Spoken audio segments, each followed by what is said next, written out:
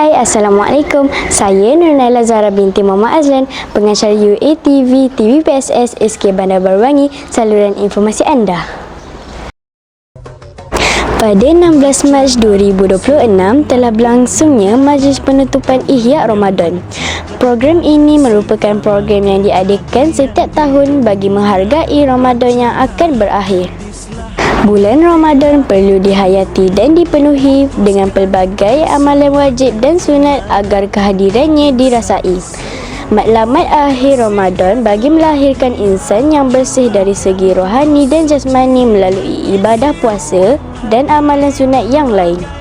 Oleh itu, Panitia Pendidikan Islam dan Panitia Bahasa Arab SK Bandar Baru Bangi telah mengadakan pelbagai program bagi meraikan suasana bulan Ramadan.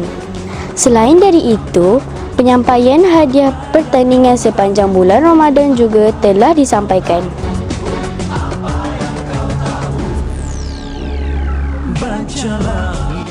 Alhamdulillah, syukur kehadirat Allah Ta'ala kerana program Ihya Ramadan tahun 2026 ni telah berjaya dilaksanakan pada tahun ini.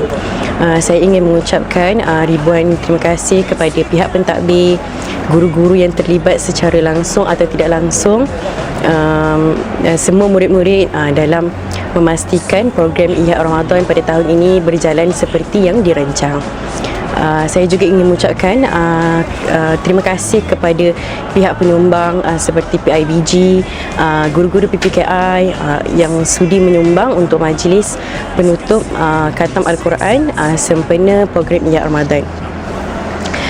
Saya berharap program Ihya Ramadan ini dapat dilaksanakan lagi pada tahun akan datang, dan program Ihya Ramadan ini dapat dilaksanakan dengan lebih baik pada tahun hadapan, insya-Allah.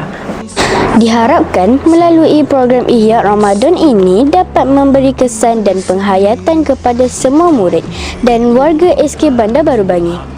Semoga program ini dapat membentuk sahsiah murid dan mendorong untuk melakukan lebih kebaikan supaya mendapat ganjaran pahala dan memberi impak yang positif kepada semua murid.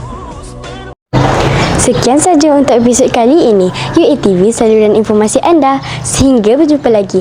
Assalamualaikum. Bye.